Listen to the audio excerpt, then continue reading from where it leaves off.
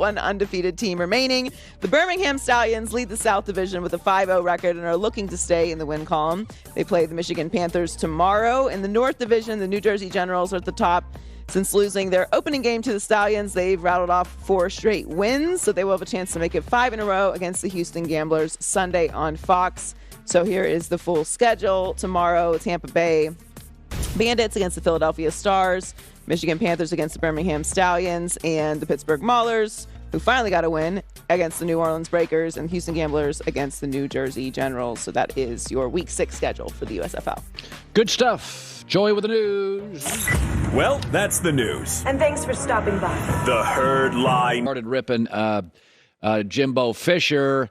And when anybody lashes out in life, that's why I don't take anything too personally on Twitter. When people lash out, there's 3 reasons psychologically why anybody lashes out. Jealousy, envy, and fear. Now, I don't think Saban's jealous or envious of other coaches, but there's some fear here. Texas A&M kicked his butt in recruiting last year. It was the best recruiting class in the history of college football. They got 7 of the top 34 players. Texas was also top 5. Texas Tech for next year leads the country. Texas is a big boy economy. Alabama is not. Nick is now at a resource disadvantage. That's why he's suddenly chirping about parity, which he doesn't give 2 you-know-whats about. What he doesn't like is losing dominance. Texas has a lot more money and a lot more resources, and I'm here for it. I miss the Texas Longhorns being great. I've been told forever Texas A&M is going to be great. I'd like to see both. College football is better when Texas is fantastic. Any Texas school. I grew up with the Southwest Conference. Now, they all cheated, but nonetheless, it was fun. I don't think the SEC dominating the sport, I don't think it's going to end the sport. I don't think it's good for it. Ratings, attendance, down into the tubes. People out west don't sit around wanting to watch college football in the South all the time. Texas, we've got a connection to Texas. It's a quick, direct flight. A&M beat Bama last year. Nick knows he's had a oil, energy money disadvantage. Mario Cristobal is going to cut off some Miami recruiting. Lincoln Riley's already shut the door on some California recruiting. And Texas, good luck stealing the best players from Texas now with Jimbo Fisher, Steve Sarkisian, those facilities, and that oil money. And Nick knows it. He's no dummy. People lash out for 3 reasons. Jealousy and envy, he's neither, and fear, he sees it. He's getting up there in age. These coaches are younger. Jimbo just beat him. They just hammered him in recruiting. Nick now came out yesterday and acknowledged he was a little over the top. I should have never really singled anybody out. That was a mistake, and I really apologize for that part of it. I really wasn't saying that anybody did anything illegal and use a name, image, and likeness. I didn't say that. That was something that was assumed by what I said, which is not really what I meant, nor was it what I said. So there's nothing illegal about doing this. It's the system that allows you to do it, and that's the issue that I have. The same system that allowed Nick to gray shirt kids 10 years ago, which most of the country thought was sleazy, but it was legal too. This is fear talking, and this is what it looks like. When people in power, he now doesn't control the players like he used to. They can transfer. He doesn't have the resources. And Alabama, according to a story, wants to pay all their players about $25,000 a year. That's cute. Quarterbacks now go for $1 million, the great ones. Defensive linemen have been going for $100,000 for years in the SEC. They just paid him through a church. Nick Saban had never lost to one of his assistants. He lost twice last year. Lane Kiffin building a power at Ole Miss, Sark at Texas, Jimbo at A&M, and Kirby Smart's got that puppy rolling at Georgia. Nick's getting older, a little less mobile, not as dominant. Players have power, money coming from different places. That is what fear looks like. Joy with the news. That goes along with stealing the best coach in college football offensively in Lincoln Riley, and they also stole the best quarterback from Oklahoma, Caleb Williams. 3 best transfers so far in the transfer portal have been Lincoln Riley, Jordan Addison, and Caleb Williams, and USC got all 3. I always roll my eyes at college fans. Occasionally, a great program like Kentucky, a great program like Arizona will be down. They'll make a bad hire. You see it in college football all the time. A great program. Notre Dame was down for years. Alabama was a mess. Florida was a toilet for a while. And once they get the right coach, they always rebound quickly. Let me give you 4 examples. Oklahoma with John Blake was a disaster. Bob Stoops got the job. Next year, 7-5. Next year, national champs. Urban Meyer took over for Ron Zook, who ended up at one point working in a bank. Urban Meyer, 9-3 to 13-1, won a national title. Remember what a joke Bama was with Mike Shula? Saban took it over 7-6, then 12-2. Brady Hoke to Jim Harbaugh. We thought Michigan was dead. There were empty seats everywhere. Nobody went to the games. 10-3 overnight. And those 4 coaches didn't have a transfer portal. They didn't have LA money in the NIL. Folks, if you don't get it, those who don't get it, don't get they don't get it. USC is going to be really good.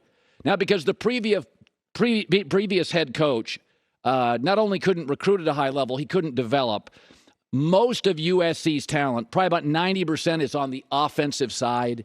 So they're going to be a really lopsided football team this season. They'll only be able to win one way, outscore you. And because of that, they won't be able to compete with Alabama, Georgia, Clemson. Notre Dame's really good. Ohio State's going to be fantastic. They may win the whole thing. They're not there yet. They need another recruiting class. They need another year of the transfer portal. But folks, this is a huge national brand that just got a quarterback and a receiver from Washington, D.C., just like Pete Carroll did. I roll my eyes at myopic college fans, college basketball and football, when you see these great programs. North Carolina for a while. Do you remember that? Was it Dean Smith? They just couldn't quite get it right. Yeah, now North Carolina is now back at the very top. The big brands in college, I can make an argument. There's only really one college football brand that's been great in the last 20 years that wasn't 25 years ago, and that was like Oregon because of Phil Knight's money and commitment. That's it. He just bought his way in, and I know Phil, and I love Phil, and he wrote a great memoir and all of it. But the teams that were great in the 50s and 60s and 70s, every time USC gets the right coach, John McKay, he wins national titles, goes to the NFL. John Robinson wins national titles, goes to the NFL. Pete Carroll wins national titles, goes to the NFL. Lincoln Riley, couple of boxes to check, both will happen. Now, will they fill the Coliseum tomorrow? No, because when Pete was here, the NFL wasn't in town. LAFC wasn't in town. The Dodgers weren't the best baseball team. The Clippers were a joke. It's a much more distracted market. There's a lot of mouths to feed in sports. And I imagine with this schedule, which includes Rice and Fresno State, there'll still be empty seats. But those that don't get these big Oklahoma, Michigan, Florida, Bama, USC, folks, in 4 months, USC is a completely different roster. Harbaugh, Stoops, Zook, Saban did it without the transfer portal. Yes, I'm from somewhere beyond California. But when you live here, you see it over and over and over. Great people want to live here. They want to challenge themselves. Like all these 20 and 21-year-old kids deciding lots of choices, we want to be back at USC. Oh, it's just, that's why I wore yellow today. I feel just the colors flowing. And you know, I'm also rooting for the Texas Longhorns and the Miami Hurricanes. I've told you this before. I have had enough of rural college football powers. Give me the Canes. Give me the Horns. Give me USC. The attendance and ratings have gone into the tank for the last 7 years. We're over small towns dominating. I want the Canes. I want the Trojans. I want the Horns. All you kids out there, consider the big city once in a while. It's a great place to live. All right. Catino Mobley stopping by. One of Russell Wilson's teammates is joining us. I don't know. I don't see it. I think Boston, unless Jimmy Butler wears a cape and is Superman, I don't think Miami can win another game in the series. I don't.